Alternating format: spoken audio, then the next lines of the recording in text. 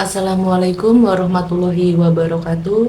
Yang terhormat Ibu Robia Astuti, Magister Pendidikan, selaku dosen pengampu mata kuliah Metodologi Penelitian Kuantitatif dan teman-teman yang berbahagia.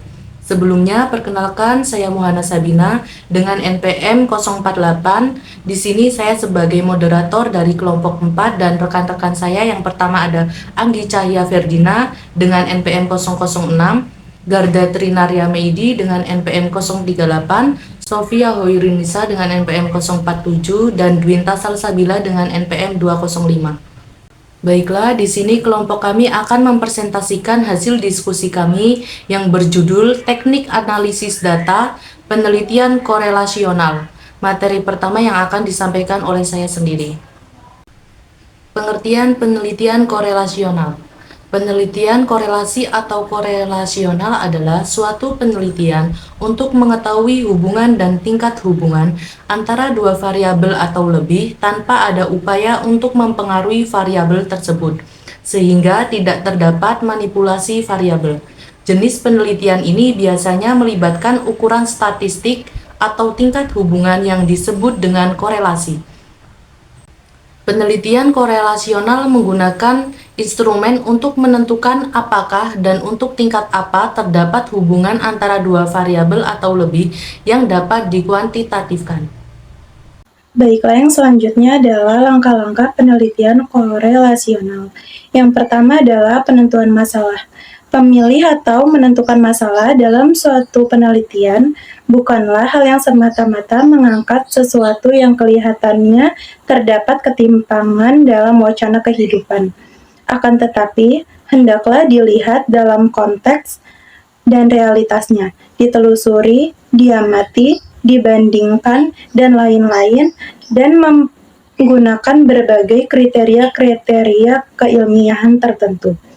Yang selanjutnya adalah peninjauan masalah atau studi kepustakaan.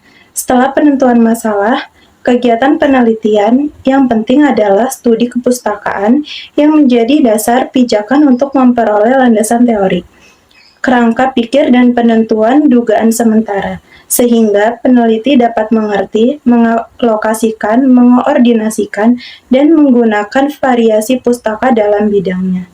Baik, materi yang selanjutnya yaitu merancang penelitian sesuai dengan rumusan masalah.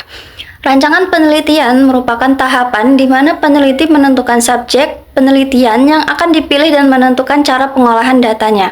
Subjek yang dilibatkan dalam penelitian ini harus dapat diukur dalam variabel-variabel yang menjadi fokus penelitian. Subjek tersebut harus relatif homogen dalam faktor-faktor di luar variabel yang diteliti yang mungkin dapat mempengaruhi variabel terikat. Bila subjek yang dilibatkan mempunyai perbedaan yang berarti dalam faktor-faktor tersebut, korelasi antar variabel yang diteliti menjadi kabur. Langkah-langkah penelitian korelasional selanjutnya yaitu penentuan sampel. Jadi, sampel secara sederhana dapat dikatakan sebagian dari populasi yang dipilih oleh seorang peneliti yang mewakili populasi tersebut. Sugiono menyatakan bahwa sampel dalam suatu penelitian adalah bagian dari jumlah dan karakteristik yang dimiliki oleh populasi. Sebagian dan mewakili dalam batasan di atas merupakan dua kata kunci dan merujuk kepada semua ciri populasi dalam jumlah yang terbatas pada masing-masing karakteristiknya. Apabila populasi memiliki beberapa karakteristik atau ciri tertentu, maka sebagian dan mewakili dalam hal ini hendaklah mencakup beberapa karakteristik populasi tersebut. Selanjutnya yaitu pengumpulan data. Jadi, berbagai jenis instrumen dapat digunakan untuk mengukur dan mengumpulkan data masing-masing variabel, seperti angket, tes, pedoman interview, dan pedoman observasi. Tentunya disesuaikan dengan kebutuhannya. Analisis data. Pada dasarnya, analisis dalam penelitian korelasional dilakukan dengan cara mengkorelasikan hasil pengukuran suatu variabel dengan hasil pengukuran variabel lain.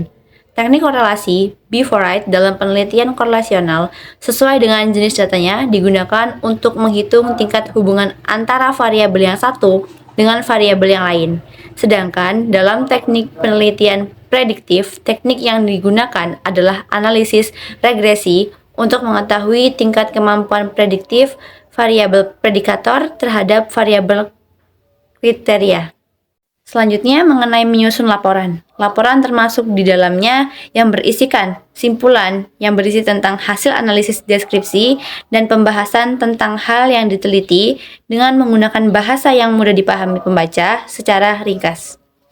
Sekian presentasi dari kelompok kami, kurang lebihnya kami mohon maaf. Saya akhiri, wassalamualaikum warahmatullahi wabarakatuh.